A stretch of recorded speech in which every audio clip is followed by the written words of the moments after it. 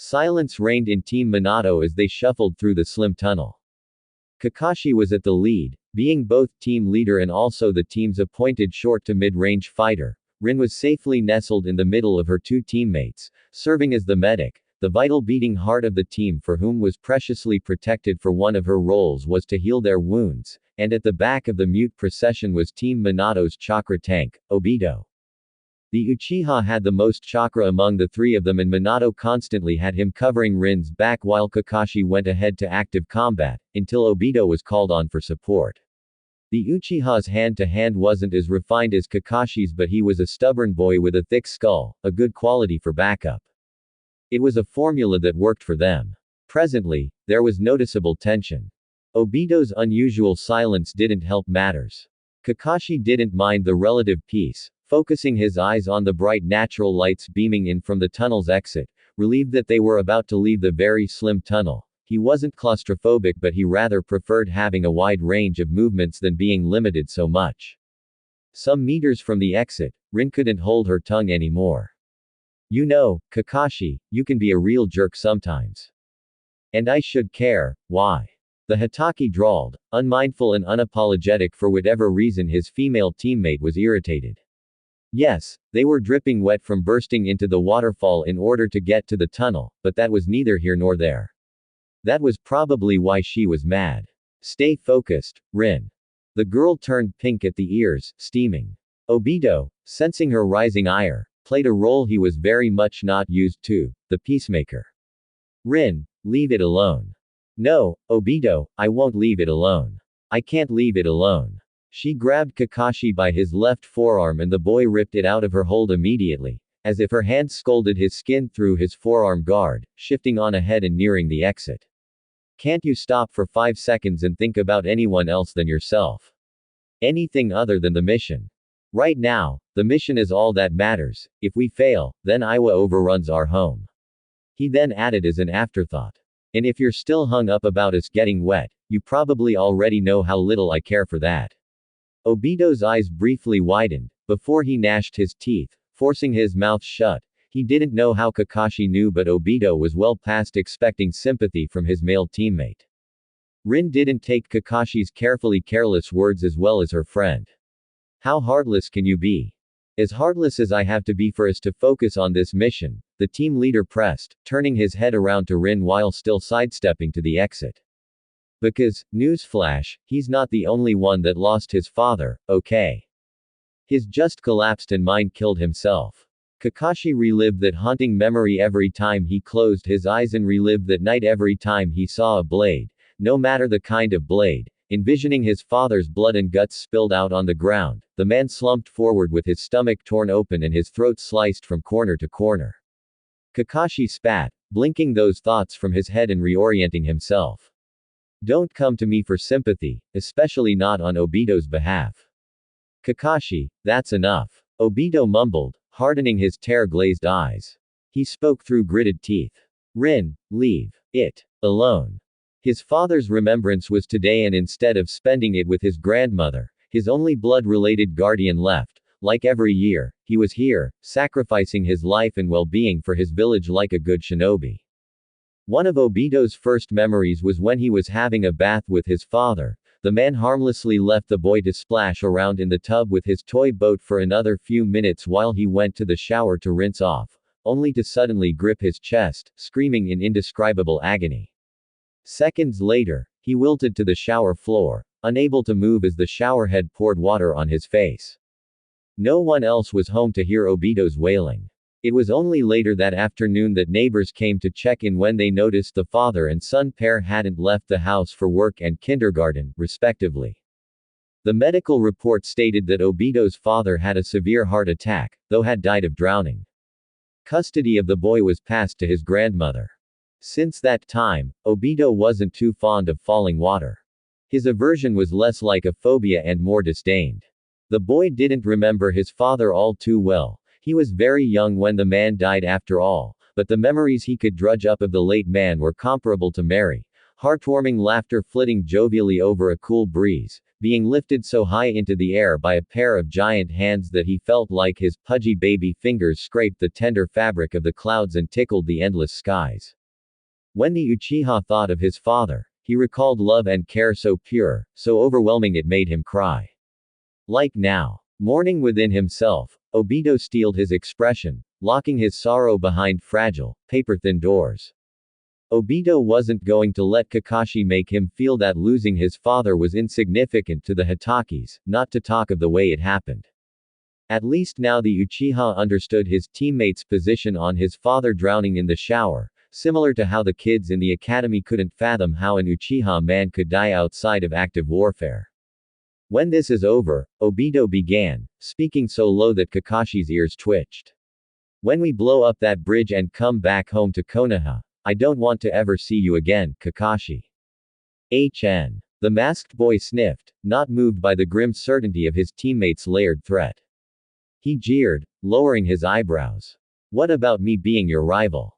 Kakashi slipped out of the exit and walked 3 steps ahead, stretching his arms over his head, rolling his shoulders after that. Rin followed, quietly biting her tongue. The Uchiha didn't respond, helped out of the thin tunnel's even thinner exit by his female friend. One boy glared and the other boredly cast his eyes away, looking at a peculiar spot on a jagged rock, making sure to hide how he didn't want to meet Obito's eyes.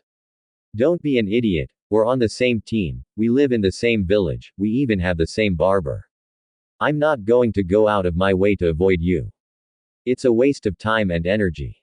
That's out of line, Kakashi. Rin pointed, slipping between both boys as Obito charged up to the Hitaki, Tutomo Sharingan nearly boiling over. She squeaked, sandwiched in their middle. She wiggled to her side and placed her hands on their chests, keeping them apart. This is too much, even for you.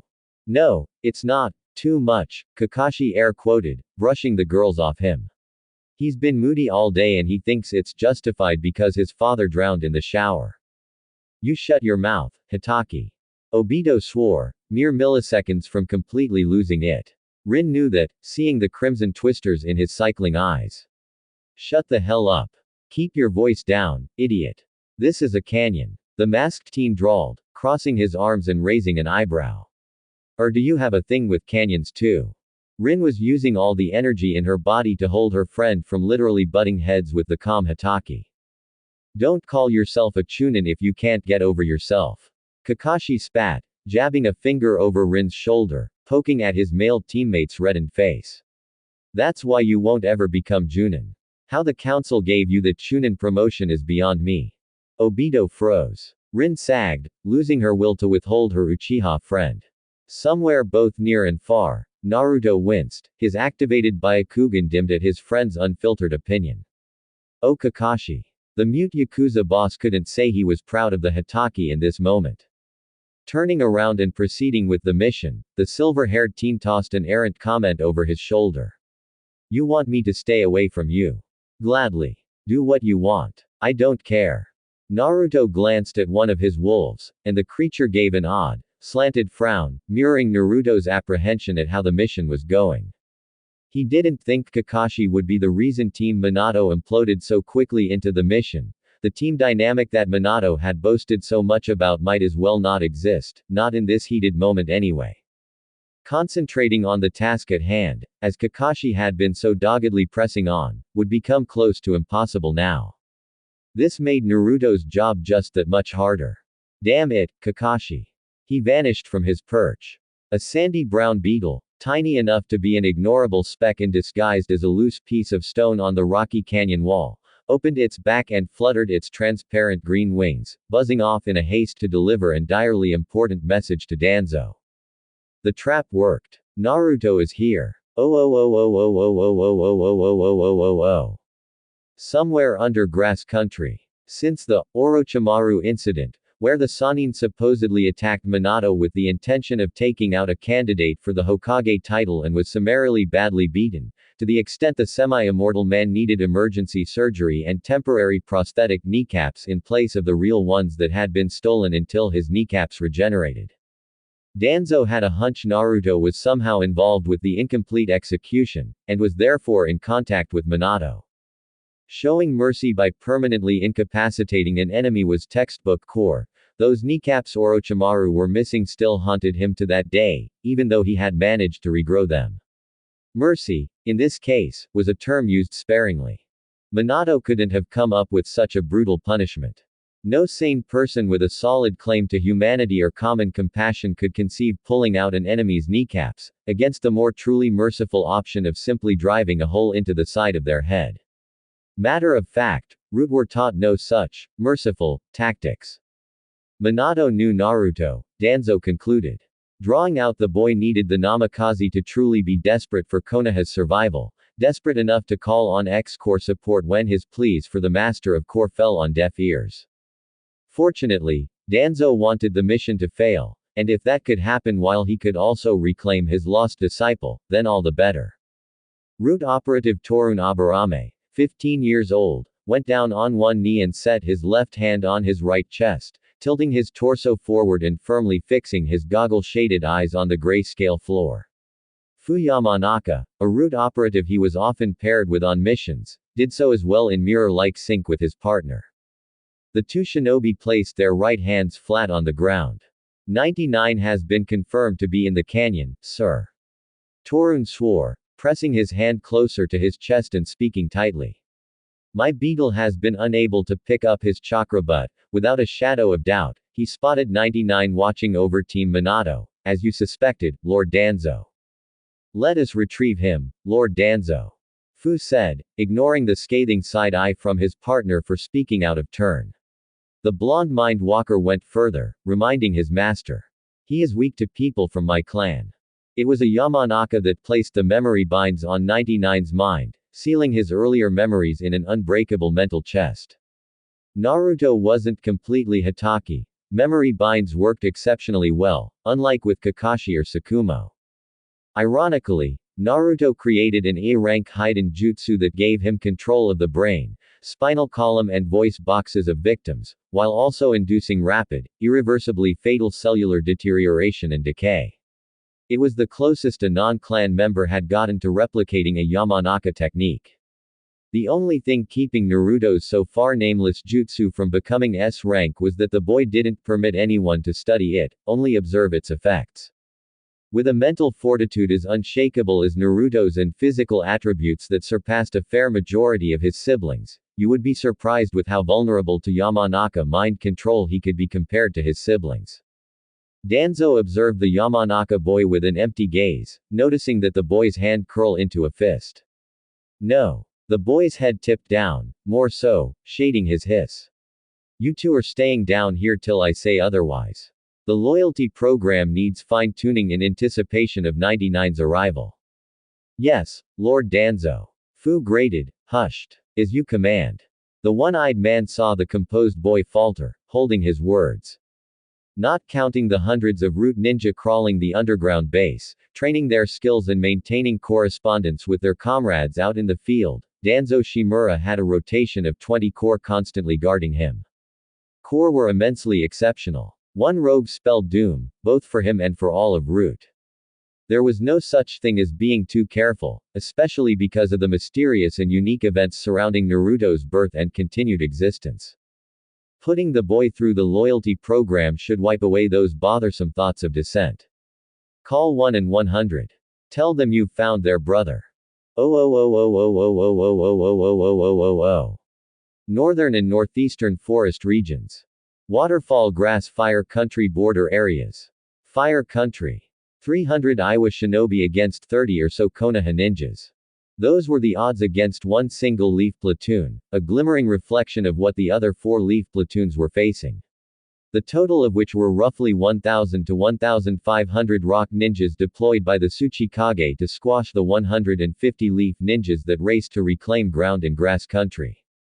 Unoki ordered his men to pursue the retreating Konoha fighters, ordering his commanders to break up his thousands of soldiers into companies of 5 to finish the also branched apart Konoha forces, intending to end Hiruzen's hopes for winning the war once and for all. Iowa's troops primarily being Chunin and Special Junin populating Konoha's available ranks didn't matter, not against hundreds. Unoki's confidence that whether or not the Konoha tactic was a trap, his forces would bombard and flatten Hiruzen's men in a matter of days. Iwa's reserve shinobi were a brimming regiment comprising of thousands of reinforcements, so in the unlikely chance Hidden Leaf found a way to cut down the advancing force, waves of swift and eager reinforcements would drown Konoha's resistance to death. No two battlefields were the same. Some platoon leaders got to pick, others decided to draw lots, and the rest were appointed their battlefields by the Hokage. Jiraiya, leader of Platoon 1, took the densely forested fire-grass border area close to waterfall country and hidden rain. The Toad Sanin didn't enjoy the tight squeeze of the trees, but his battlefield was given to him by the Hokage, so he trusted his former teacher's judgment. The leader of Platoon 2, Orochimaru, was fortunate to draw a swampy, boggy landscape, where hidden rain truly met with fire country. The Snake Man even smiled. Tsunade Senju led Platoon 3, and the Slug Sage, with the support of Minato Namikaze, claimed the brown lands between fire and grass countries as their battlefield, previously scouting the region of autumn-dried grass and leveled hills as the best place for the range of movement they needed. The lady leading Platoon 4, Kushina Uzumaki, selected the arid, sandy lands bordering grass country. The desert was reportedly the end result of the first Kazekage unleashing his might against the first Hokage, before retreating back west to Suna. The last Uzumaki, the most serious anyone had ever seen her, said that she had a plan. The last leader, the one commanding Platoon 5, was Fugaku Uchiha. He drew lots with Orochimaru and, also satisfied with the draw, picked a rocky, stony landscape, an area near waterfall. He said it was ironic. Operation Open Jugular's objective wasn't to win any of those 5 battles but to stall and distract the mass of Iwa forces long enough for Team Minato to blow up the Canopy Bridge. Prolong the battle. Still, that didn't mean each platoon leader didn't want to whittle Iwa's forces down to nothing. Despite their lesser numbers, they had 3 distinct advantages: home advantage, mastery in rank, and last was that they were resolved to die. For Konoha. For their home. A panicked scream rent the air. The distinct, unmistaken sound of a person futilely fleeing death shattered the dense silence of the forest and drove a jolted shock through the carefully wondering Iwa force spreading out through thick forest, pondering what had happened. Casualty report. Junin Commander Asuka Shirokumi said to her radio, crouching down low the ground and holding her left arm outstretched to her side, keeping the radio close to her lips. The Chunin under her command followed suit and halted, keeping their heads low and their eyes high, searching the dense trees for attackers. The trees of the forest were about 4 foot or so close to each other, towering several meters tall and nearly blotting the sunlight from breaking into the forest. The leaf ninjas they were pursuing had vanished as soon as the Iwa ninjas broke into the borderland forest. The Junin repeated, whispering firmer. Casualty report. A solitary woodpecker wrapped its beak into the trunk of a tree, some birds fluttered away somewhere in the distance, and a jumble of bushes yards behind the lady ruffled. The forest was dark, but Asuka's eyes zeroed in on the bush, flagging for her men to take notice. She flicked 3 fingers up and pointed them at the bush, and 3 Chunin crept to the restless bush. Jiya. The Junin snapped her head around. Eyes wide as the Chunin that had been to her immediate right was whipped up off the ground and snagged into the blackened cluster of leaves overhead, snapped up by a noose around her neck. Someone yelled. Commander. Dog. 6 more people ascended into the branches, ripped from the ground and spirited away. The woman hastily returned to the 3 Chunin approaching the bush, the words left her lips too late. A one-eyed dog as large, if not larger, than a brown bear dug its front paws into her shoulders and its maw snapped at her defenseless throat. Meanwhile Sume Inuzuka, smeared with green and black camouflaging war paint, emerged from around a tree and caught a Chunin from behind, choking him with one powerful left arm and repeatedly plunging her kunai into his lower right side, disappearing again when the breathless man dropped to his knees, quickly losing blood. Jiraiya flowed through a set of hand seals and bound down from the tree branches far above head. He finished his blurry hand movement when he landed with a crouch inside a group of panicking Chunin, and the dog mauling the Junin commander fled, giving the Toad Sage space. Needle Jizo. The man's unruly white hair lengthened, falling to his ankles and shrouding his body, hardening, spiking pointedly at the Chunin frantically escaping. The wide spray of white needles caught them, those fleeing and those frozen to the spot alike. Only those that managed to find themselves covered by trees kept their lives. But for how long? More Ninken and their human partners swept down from branches, descending like frenzied demons, armed with claws, fangs and blades just as lethally sharp as the other two. The Iowa Chunin, dozens at a time, found that they couldn't move. Their shadows didn't permit them. They were at the merciless mercy of the slaughtering Inuzuka clan members, unfazed by the hundreds more enemies gathering their wits and forming a perimeter. In the crimson-red panic, a haze of light brown fur barreled to a Chunin, passing him. Only when he looked down did he notice his left leg, from his knee down to his foot, were torn off. He fell face down into the mud and Orochimaru, discarding the stolen leg, gave the crippled man his back. Hiruzen Sarutobi brought his adamantium staff down on the fallen Iowa ninja with a wet crunch, smashing the man into a red paste. "Tell me again why you're here, Sarutobi-sensei," Orochimaru asked, letting his eyes stray to the wall of rain marking the other exact territorial border of Rain Country. The marshland outside on Fire Country's side of the border was dotted here and there with corpses. The Hokage rested the outrageously large and red-stained staff on his shoulder, observing around the swampy battleground for more enemies. A leader stands at the front as an example to their troops. Yes, fine, but why here? Why in my platoon? The Sannin fought down a skin-crawling wince as a brief wave of agony rippled through his skeleton, rising from his reformed kneecaps and ending at the temple like a surging volcanic eruption, remaining him of his oath for revenge on the punk that caused him so much pain. Asuma's in Minato's platoon, shouldn't you go and watch over your son? The Hokage pursed his lips, comically trying not to cry, sniffing, blinking so that his welled-up eyes won't leak as he sulked his chin down to his chest. He's a big boy now. He doesn't need me anymore. The 15-and-a-half-year-old Chunin, Asuma Sarutobi, made that very clear when he realized he was being deployed to his hero's military company. His wife had warned him not to smother the boy, that Asuma was rightly safe under the Namikaze's command, but the Sarutobi father didn't want to let go of his son so soon, especially now that there was ample chance of making the boy flustered in front of his idol.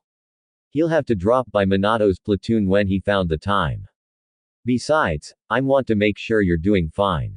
Hiruzen's brows then lowered, noticing the trembling pain reverberating through the pale snake man, approaching his favorite student. If you aren't able to stand, then go back to the tent and rest. No. The snake man snarled, backtracking 2 steps with sizzling golden yellow eyes lit with venom. I am capable. For some seconds there was silence between the men, managing to perfectly keep themselves afloat the soupy, sticky swamp ground. Many Iowa ninjas lured to this ultimate trap were incapable of such a thing.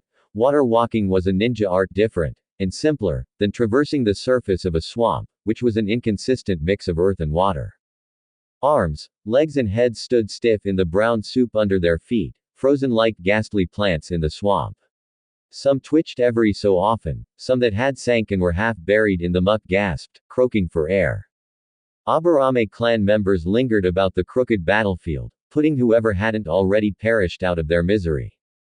Those enemy shinobi that didn't fall for the trap were being barricaded from escaping the general vicinity by a buzzing, droning cloud of beetles. Have you been taking your pills? The Hokage questioned, spotting the twitching hands of the Sannin as the pale snake man plodded away from his teacher. Hiruzen called, not shouting but speaking in a tone the former student was all too accustomed to healing at. Orochimaru. Quote. Don't worry, sensei. You'll win your war, and I can finally continue my research. My retribution, Orochimaru swore inside his soul. Focus on staying alive. Iowa reinforcements will be here any time now. The Sarutobi frowned, looking after his favorite student as the man leapt elsewhere. The Sarutobi Hokage was unaware of the snake hatchling secretly slithering to aim. Not all battles were as simple as Jiraiya's and Orochimaru's territorial and tactical superiority. Hold on, Yugao. I'm coming. Hold on. Kushina yelled, savagely cleaving off an Iowa ninja's left arm with her right katana and slicing a clean line across his throat with her right blade, kicking the gurgling corpse aside and immediately crossing her dual blades before her face to block the brazen, meaty blow from a mountain of a shinobi, entering a strength tussle with the man 3 times her size. The ground fractured at the rapid pulse of chakra from both combatants. The redhead shouted again, frantic, sensing 50 more enemy shinobi converging on her and another 50 flying down to the cornered girl. Stand your ground, Yugao. I'm on my way. The purple-haired special Chunin girl Kushina was roaring at snarled, deepening her stance and flicking her eyes left and right. The messily slashed dead bodies scattered about her feet cast an even more ominous image of sheet stubbornness that infuriated the Iwa Chunin. The 14-year-old girl's left arm hung limp, a kunai driven into her shoulder from behind and further injured with 3 ninja stars buried deep in her side, nicking her ribs.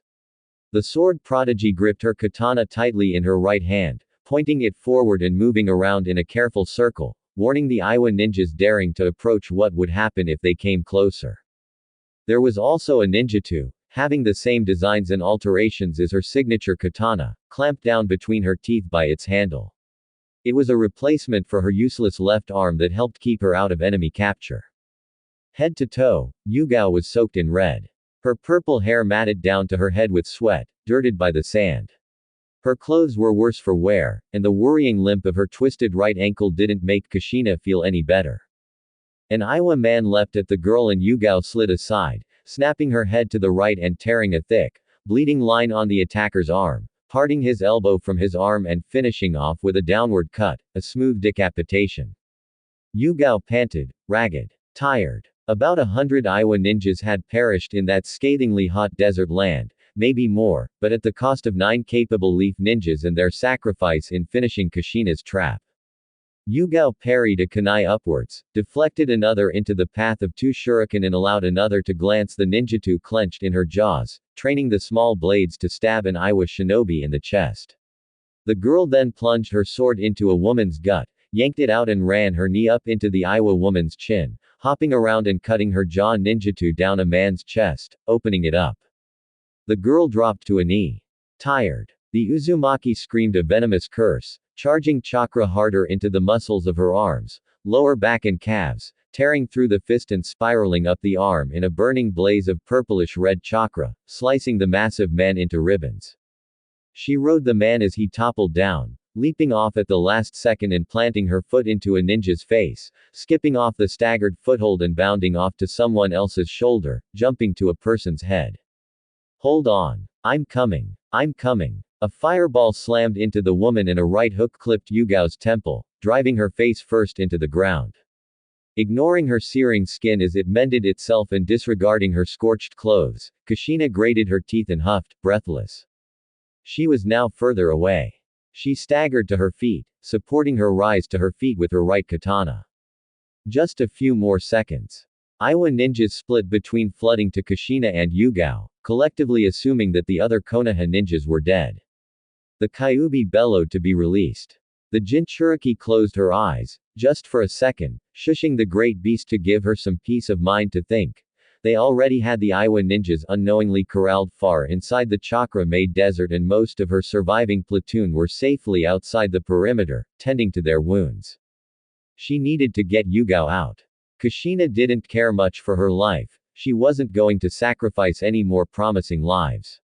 She couldn't. She wouldn't. When she opened her eyes, her heart lifted along with the bright smile on her face and her glimmering purple gaze.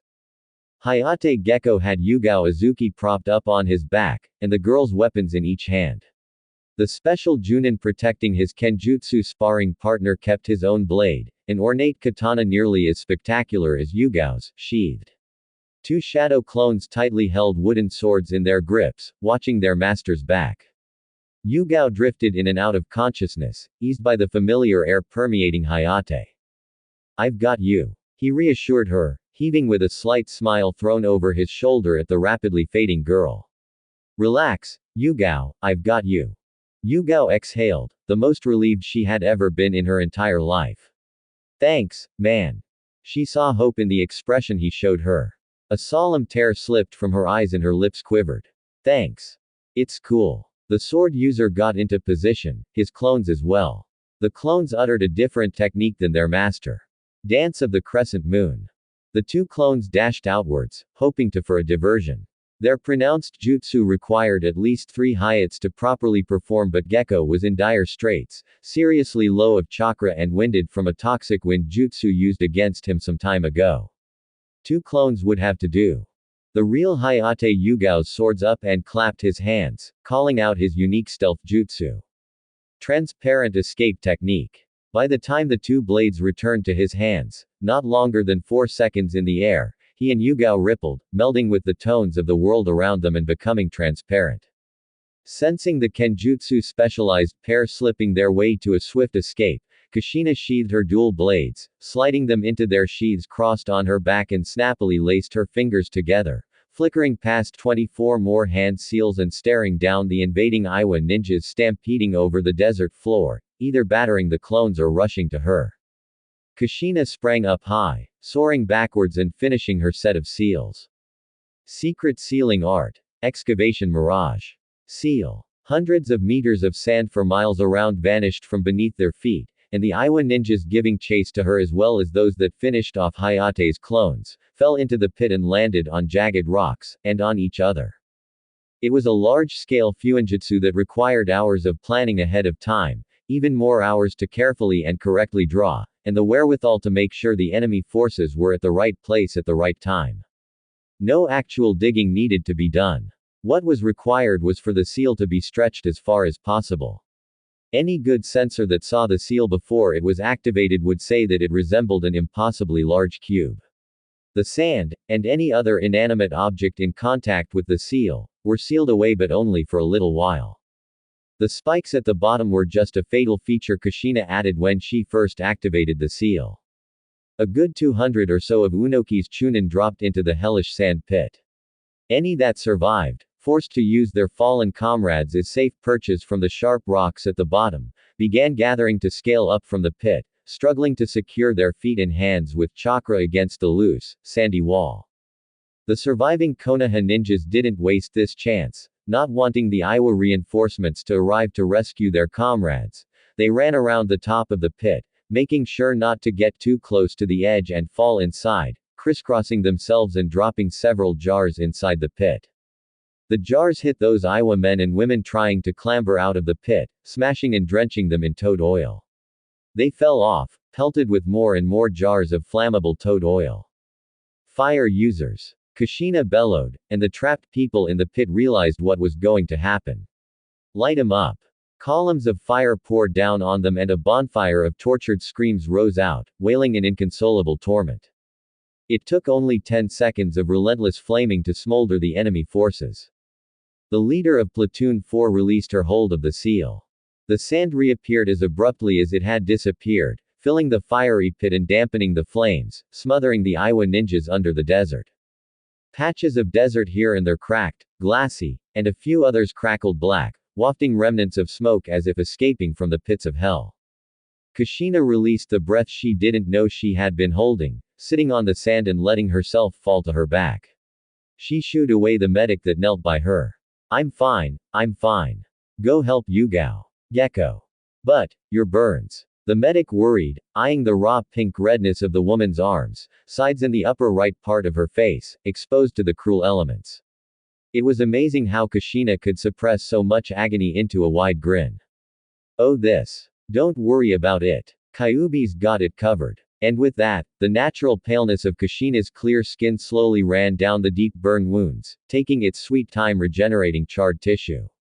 Inside its seal, the nine-tailed beast scoffed. See. This is nothing. That didn't stop the medic from pressing. But ma'am. Kushina sighed, trying not to move too much. Go already. That's an order. They needed to get those that could stand back onto their feet for when more invaders came to attack. Somewhere in the distance, a bomb went off. Boom. Fugaku lobbed another explosive seal tag-wrapped rock out of the trench and ducked down, plugging his ears and bracing as it exploded. Thoom.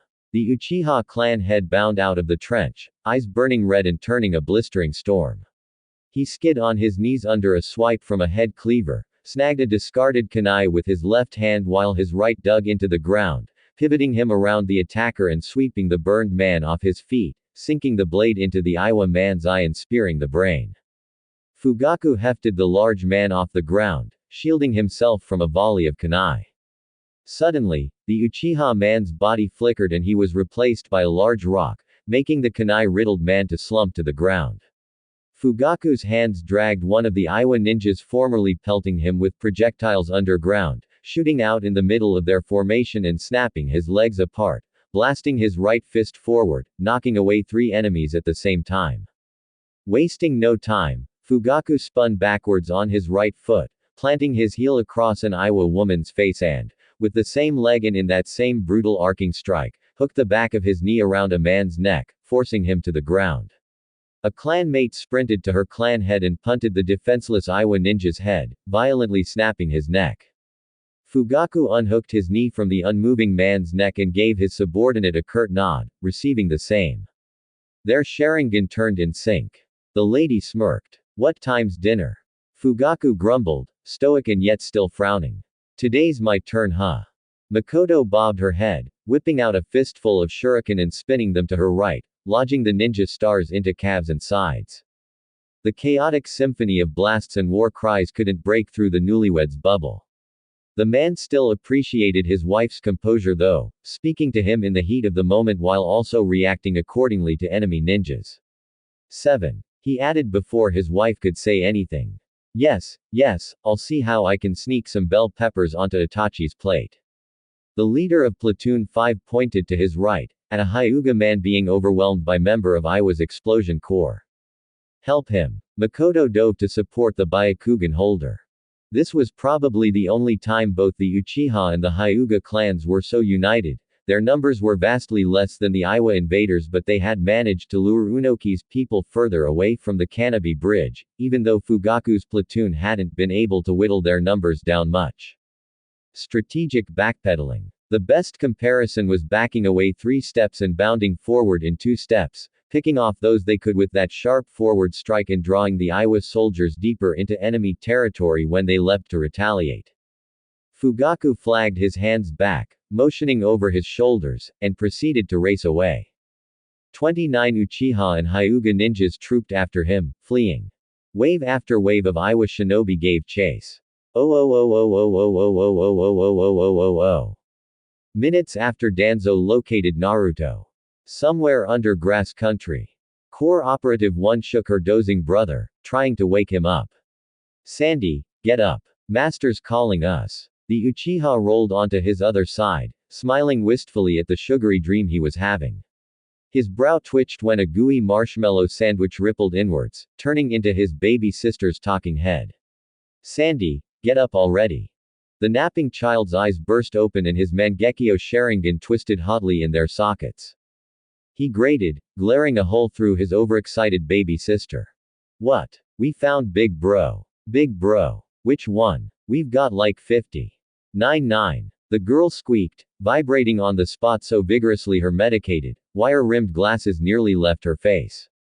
The oversized storage scroll on her back rattled, mirroring her exuberance. Immediately, the sleep cleared out of the Uchiha's foggy mind. His eternally activated Sharingan wound to a halt, then beginning to spiral backwards, anti-clockwise, whirling in mounting happiness. "Sandy, we found 9. What are you waiting for?" Sandy shot upright, nearly flying off his hammock, all traces of sleep erased from his countenance. "Let's go get I am." Corps Sandman and Kraken duo Kamui teleported to their master. Kanabi Canyon. Naruto's Dujutsu sizzled, sealing a dead body and confirming that the Kiri camp had been adequately erased from existence, by Corps standards. He jumped away as Rin rounded the blind spot that formerly hid the quaint hidden mist camp, stuttering into seamless nothing by the time Obito's 2 Tomo Sharingan roved left and right. With Team Minato's dynamic in question, Naruto didn't want to risk them entering active combat against even the most moderate of opponents. Naruto's mission was to make sure Minato's students finished the mission, preferably all alive. This was the 2nd Kiri camp the ex-Corps operative had rubbed out, and the 7th corpse he had loaded into a storage seal. Of course he left hints that Kiri ninjas were present, just to keep the trio on their toes, but those loose, faint smells might as well be weeks old. Kiri hates Konoha, but they were less keen on throwing their support behind Iwa. For Naruto though, their presence in the canyon was odd. They were transporting crate loads of leaf-made weapons, tons of them. Good quality ones too, the expensive type that were too painstaking to be so mass-produced. Root quality weaponry. The blonde recovered 14 crates. It seemed he'd have to extend his friendship with Minato. Danzo could be trialed for high treason or some other fancy, war criminal type crime if the crates and export manifestos got to trusted hands, leaving the man vulnerable whether he decided to stand trial or make a run for it. But that wasn't the issue here. Kiri were camping in Cannabis Canyon, hoarding and transporting root-made weapons, and doing so at the same time Operation Open Jugular was underway. The whole scenario didn't smell right. Naruto shook his head, promising himself to look deeper into what was happening. Now, there was another issue at hand. Mist. Down below, tendrils of palpable, milky white mist rolled down the canyon, seeping and crawling not unlike a serpent washing the length and breadth of the canyon's bottom. It was high enough to obscure the sun, and inside the misty depths not a single whisper of breeze howled. Naruto's Byakugan couldn't cut through the chakra-laced manifestation and his trained senses struggled to pick apart his charges from the mist. Kakashi trudged slowly, one steady foot in front of the other.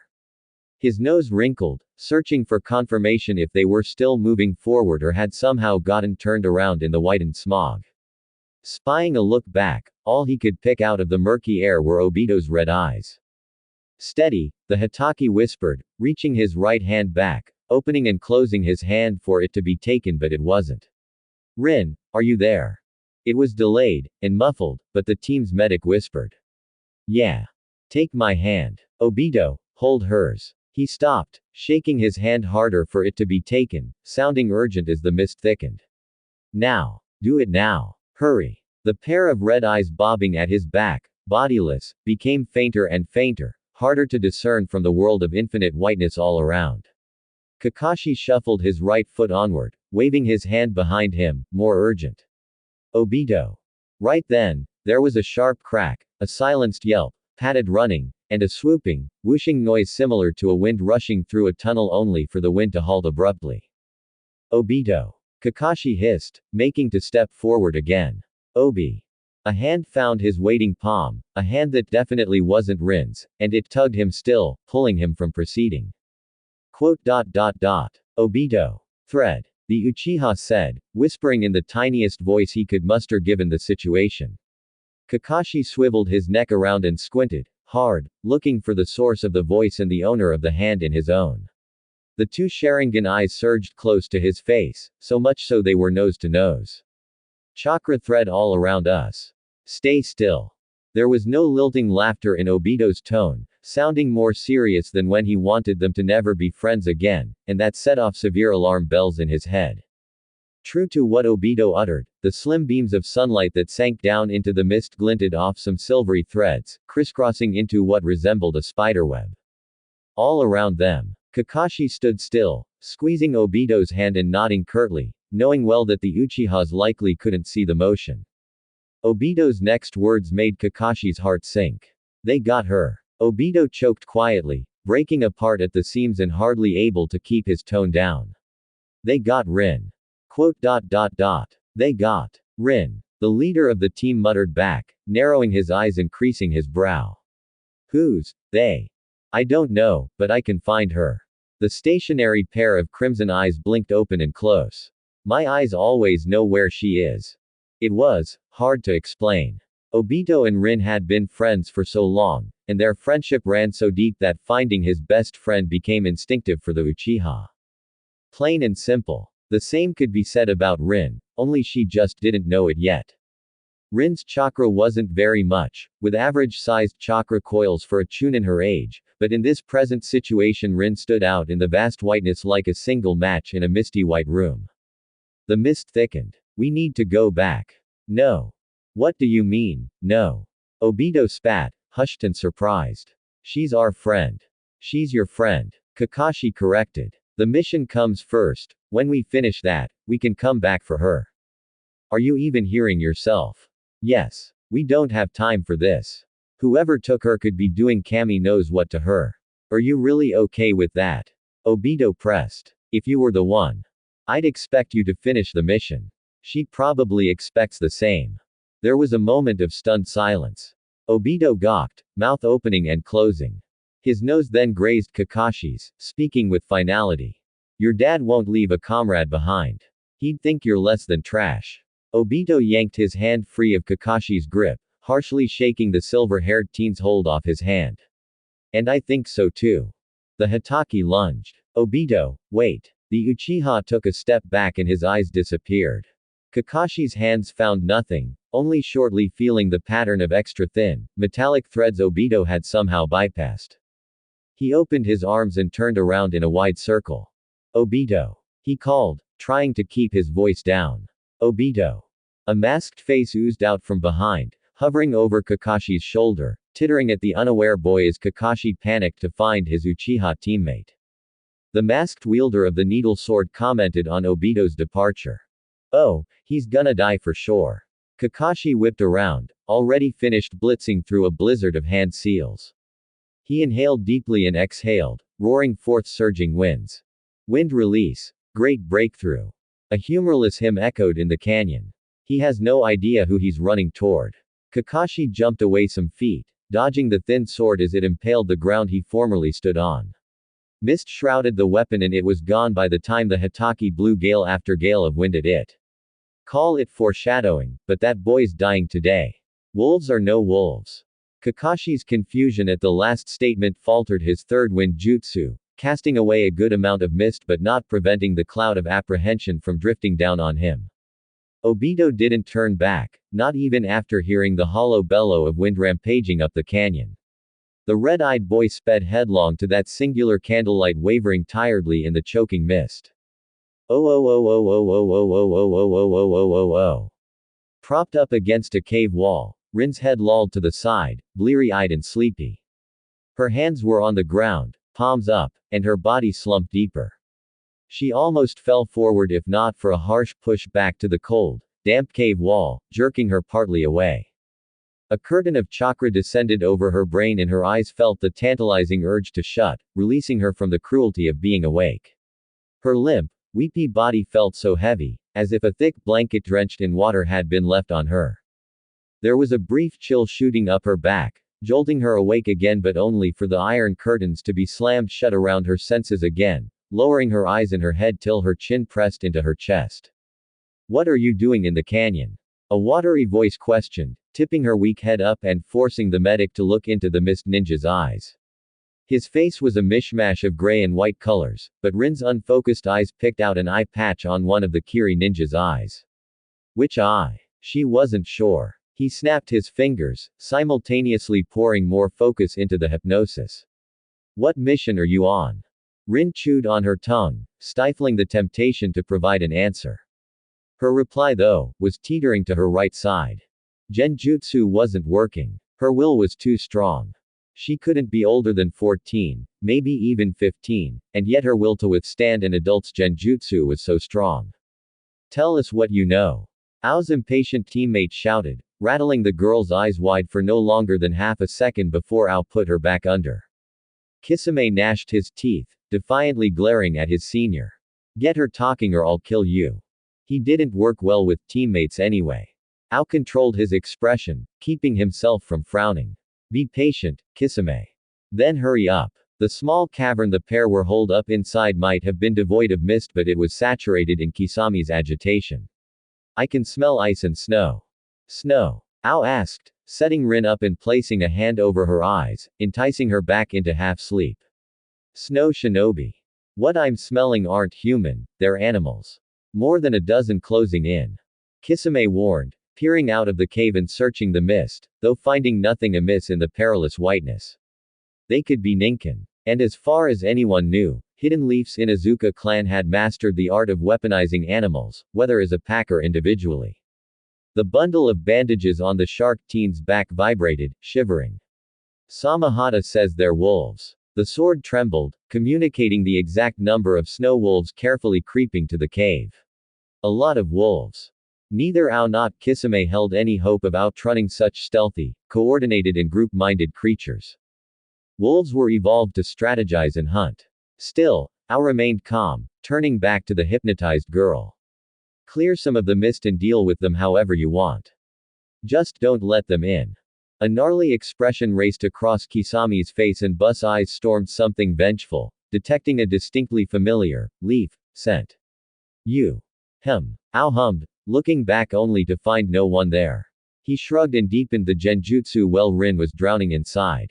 As he did that, Kisame stalked from the cave, pushing away his mist with each loaded step until there was a large, clear space between two turgid walls of mist on either side. The approaching snow wolves retreated into the mist blankets on both sides of the new clearing, growling low with their heckles raised ever so aggressively, their fangs bared and their claws primed for a brutal slaughter. Kisame only spotted a few eyes, different-toned eyes belonging to just a few wolves that could be discerned, beady black or pale blue or dark red. Grr. It was a savage noise that ruffled Samahata gleefully. You've got that Kumo stink all over you but you still reek of Konoha, Hitaki shit. Kisame grated, gnashing his teeth and sweeping around in a full circle. Samahata sniffed the air, twitching in impatient agitation, searching for the one that had gotten its handler so frazzled. All you do is run, all you do is hide. Come on out, brat. He remembered the brain-splitting headache he got on waking up the next day after the blood-soaked blonde had knocked him out, made worse by the shark teen being trapped neck-deep in the ground.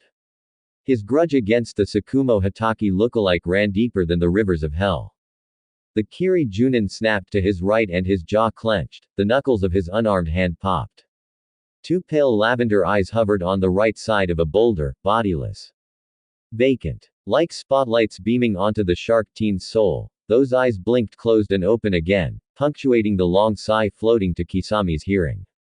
Really? Now. Of all times, now. Literally and figuratively, Kisame was in his way.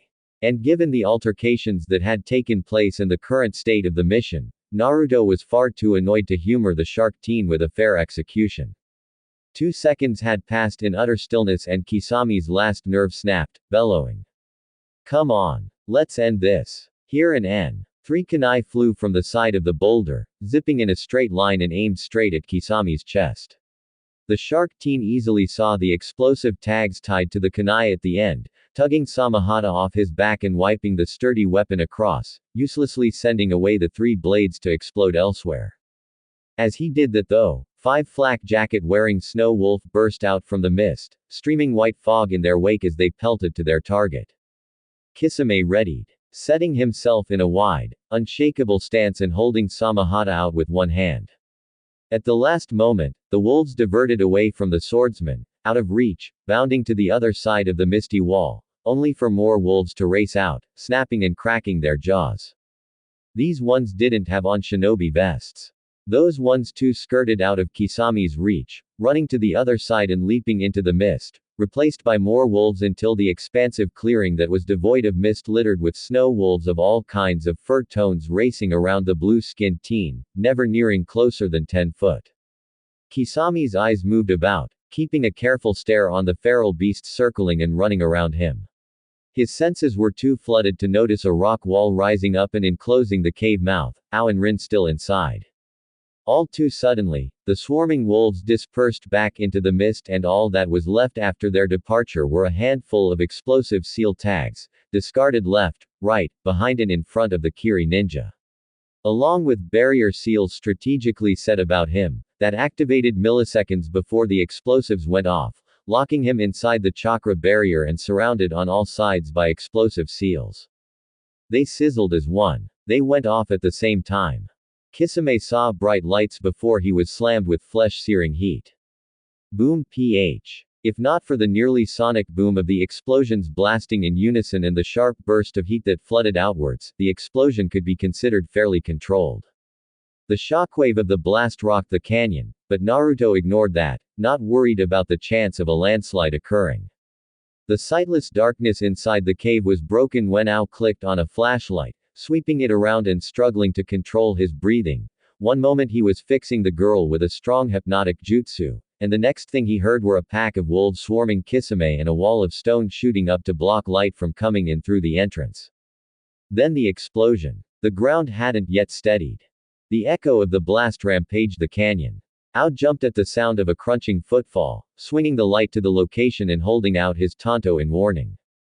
"Whoever you are," the man said firmly, sweeping the light to the left and not so calmly flicking his eyes about the palpable darkness of the cave. "I know you're in here." Crunch, crunch, crunch. The light hit an ankle as it just barely dashed out of sight, vanishing altogether. The man cleared his throat. "Show yourself now," he ordered, swiping his kunai to the right, hearing the sound of air passing his sharp blade. "If not, you will regret messing with me." Crunch, crunch. This time, the man didn't jump to the sound. The implant was still new and he wasn't accustomed to the draw on his chakra, but he detested being toyed with. Ao coolly sheathed his kunai and tucked the flashlight into the pouch, facing the light up and casting a grim shadow under his face. "As you wish." His palms met. Byaku. A person climbed onto his back and a pair of legs wound around his middle from behind, with one hand covering his mouth. Silent killing technique. Naruto softly shushed the man, and slit Ao's throat.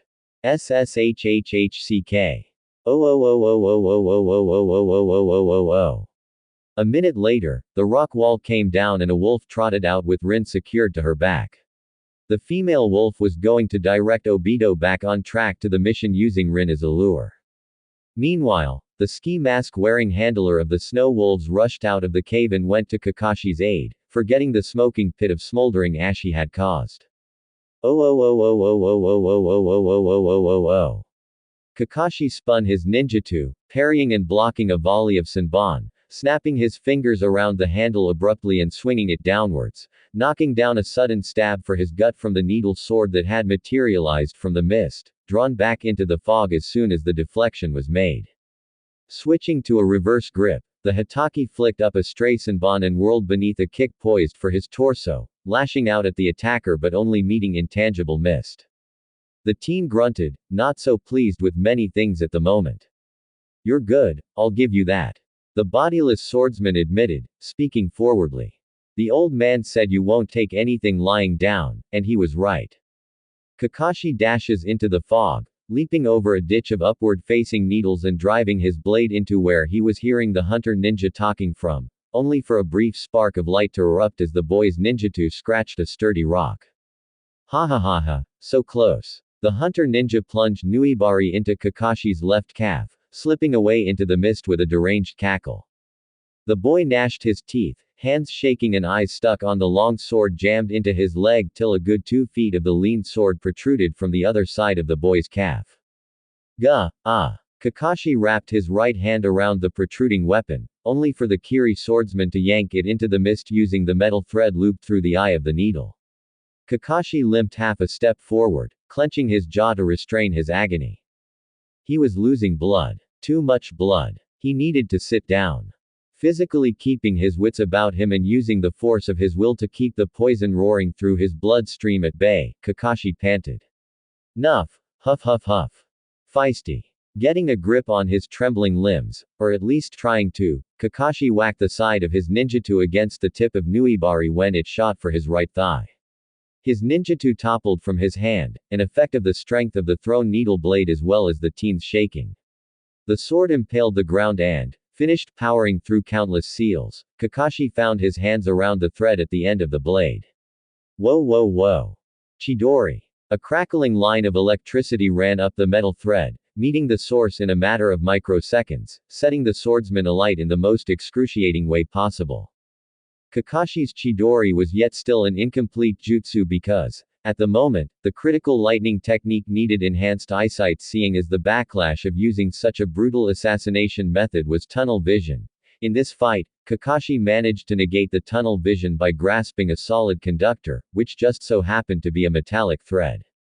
Kakashi grinned, a deliriously relieved expression that was unlike him, and though his blood-spattered teeth were hidden under his dark orange bandana, he managed a staggering drop to his knees and swiftly sealed the infamous needle sword into the seal on his left inner wrist.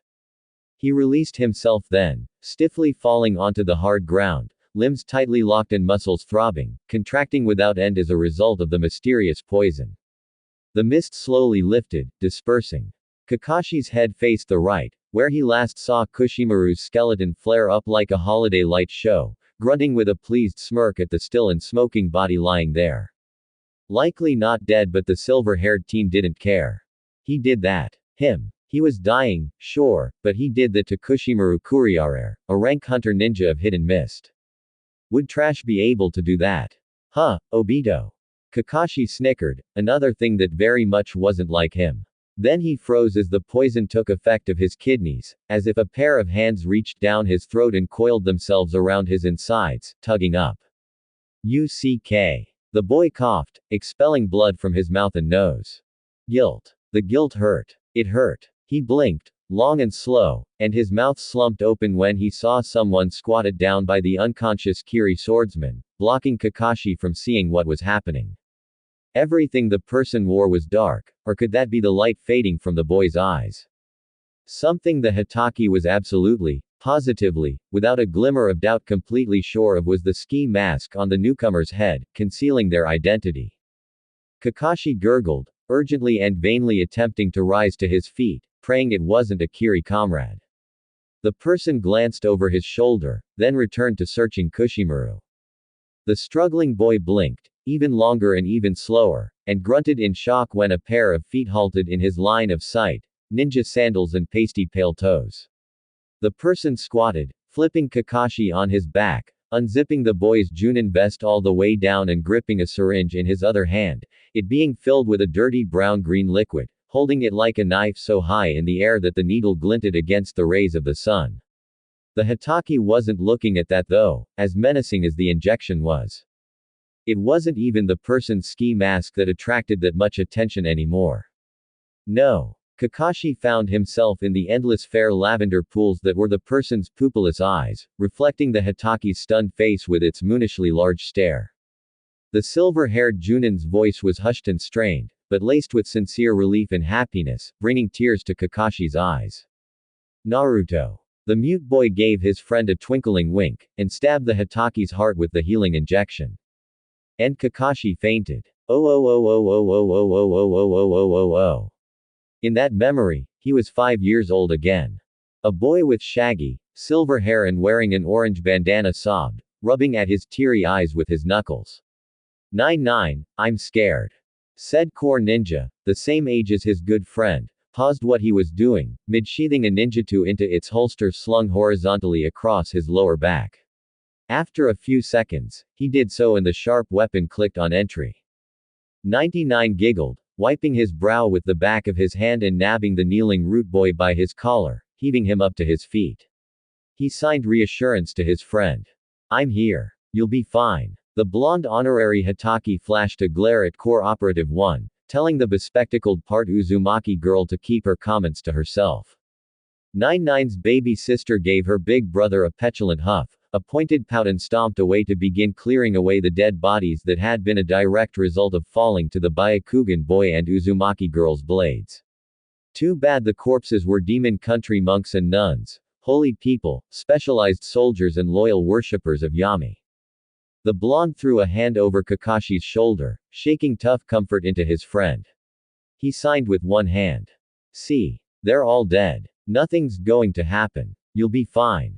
One grew impatient. Big bro, if he's not going to help, he should stay back. We don't want anyone holding us back. The two of them, core brother and sister, were more than sufficient for the mission. The girl audibly mumbled, ignoring the Byakugan boy's narrowed eyes. Why's he even here? 1. The blonde snapped. What? I'm right, aren't I? Shush. 99 gritted. He's not holding us back, he just needs some. Kakashi's friend faltered, finding the right word, shaking reassurance into the Hitaki once more. Time to adjust. This is a lot to take in. Scoff. One said to her brother's excuse. 99 gave the other boy an apologetic wince, but Kakashi could still see it. From the downward twitch of the blonde's eyes and the small, invisible frown. He was holding them back, and 99 didn't want to hurt his feelings by saying so. Oh. It was probably that day, on seeing the hidden disappointment in 99's practiced expression, that Kakashi vowed to never lose focus of the mission. Or it could be that Tsukumo Hatake had killed himself for failing the mission, and the White Fang's son didn't want to repeat his father's mistake. Water dripped from the roof of the cave, dropping down and echoing musically. One fell on the back of Kakashi's neck, and the Hatake mumbled his weak disapproval, slapping at the small wet spot. Lucky for you, I don't leave my teammates behind. Kakashi's response was purposefully delayed, releasing a breath and blinking his eyes open. Ya hear me, Kakashi? Obito grumbled, hefting his team leader properly to his back when the other boy tried to wiggle off. You owe me, jackass. I owe you nothing, blockhead. It didn't carry any of Kakashi's usual casual venom, and for that Obito sniggered. I take cash or credit. What about ramen coupons? Even better. Way better. Obito grunted, fixing his footing with chakra so that he didn't slip off the wet surface of the damp tunnel. As long as it's not expired. Good. Kakashi muttered with finality, tired enough to not want to attempt getting off Obito's back anymore. He glanced around at the cave. It was bright and large, with sunlight pouring in from the massive entrance at their back and cascading down to the other end, which was some several meters away. The rocks were darkish and mostly jagged, wet from the water dripping from the spiked cave ceiling. A good portion of the ground was not level, slanted upwards and downwards, putting extra strain on the Uchiha to prevent them from falling to injury. A feature of the cave that worried Kakashi was a wide crevice to their left, and peering a bit down to the inky darkness didn't reduce any of the team leader's apprehension. There was a 10 to 15 foot wide gap between them and the crevice. Kakashi stopped wondering why the space wasn't much larger when he looked to the other side, sighting the spires of cave rocks jumbled together like a dense thicket of trees. This was as far from the crevice as Obito could get. The Hatake spoke up, asking, "What about Rin? I'm on her trail right now." Kakashi sagged, resigned to failing the mission. Obito snorted. "Don't worry, we're still on our way to the Canopy Bridge." The Uchiha struggled to explain. "She's moving northeast to the bridge. Maybe the person that took her wants to get her to Iowa." It was an uncertain question Obito couldn't find a proper answer for. Weird thing is that the chakra signature carrying her isn't human. Kakashi froze. Isn't human, how? Like a dog's, I think. Obito's Sharingan turned and he bobbed his head, much to Kakashi's relief. The chakra coils make them look like a dog, anyway. Wolf. Kakashi corrected, providing the little intel he knew of the strange predicament Team Minato was in. Kushimaru mentioned wolves. Sensing Obito's confusion, Kakashi added. That unconscious Kiri guy in the hunter ninja mask. The Hatake shrugged. Still doesn't make any sense. This mission stopped making sense a long time ago. First was the mist, then someone took Rin and went in the other direction of the bridge, now someone else is carrying her to the bridge and this time it's a wolf taking her there, then there was that explosion, which I'm very sure should have caused a landslide or something. There was that passed out Kiri hunter ninja I found close to you, who I'm pretty sure I've heard about before. Obito rambled, and he looked over his shoulder, saying. And you're right, someone's watching us, but I can't find them. Almost like they're a ghost. Kakashi immediately retorted. There's no such thing as ghosts. The Hatake shook his head, refocusing his mind. As long as we get Rin back. That's what matters. Obito stumbled up a rock face, gasping. Yup. And, Kakashi screwed his lips for the side, fighting the stubbornness in him and pushing through to what he wanted to say. Apologize, for what I said about your father. Water under the bridge. It was like a world of heaviness wafted off the young Junin's shoulders. As long as you don't say those things again. The Uchiha carefully skirted down a slanted rock, admitting. It's just that, I've had to endure a lot of the same thing from our classmates back in the academy, and my clan. I kinda expected you'd be the same, and it got me down even before I heard you say it, you know. It's hard to stay positive when you know that someone who you think is your friend will let you down. You're right. The former root ninja wasn't one for apologies, but he honestly wanted to make it up to his teammate. Badmouthing Obito's father was a line he shouldn't have marched across. Finding a sort of level area to set the Junin down to his feet, The Uchiha Chunin scratched the back of his head with a small laugh. And I don't think you're trash. Kakashi scoffed. Coming from a blockhead like you, that means a lot. Obito stuck out his tongue. Good. The Hitaki smiled, but only a little. Let's finish this mission and get you that coupon. Can't wait. Core Operative 1 almost felt bad for ruining this up. Master Danzo wanted the mission to fail and for them to retrieve their wayward brother, and the glasses-wearing girl was going to do exactly that. Shaded under her squid camouflage, she pointed a finger gun at the pair, ring finger and pinky facing her, index and middle finger joined and directed at her targets, and thumb gently bent down. She closed her left eye and mentally pulled the trigger. Water pressure bullet. The air distorted before her fingers and a ripple of wind pulsed out, shooting down faster than the speed of sound. A hollow ringing sang in Obito's head as his eardrums burst and his head snapped to the side, cast off his feet and into the darkness of the treacherous crevice. He vaguely saw Kakashi yell something frantic, a curse maybe, diving without a second thought and reaching his hand over the edge of the inky crevice, catching his teammate by the shirt. Obito's eyes dimmed. The masked boy ground his teeth, lying flat on his stomach and gearing all the muscles in his arm to keep his teammate from falling to certain doom. Not before he took back everything he said. Not before he properly apologized. Obito wasn't breathing. Yarg. Obito, wake up. Kakashi wailed, feeling his grip weaken and the Uchiha's shirt started slipping from his fingers.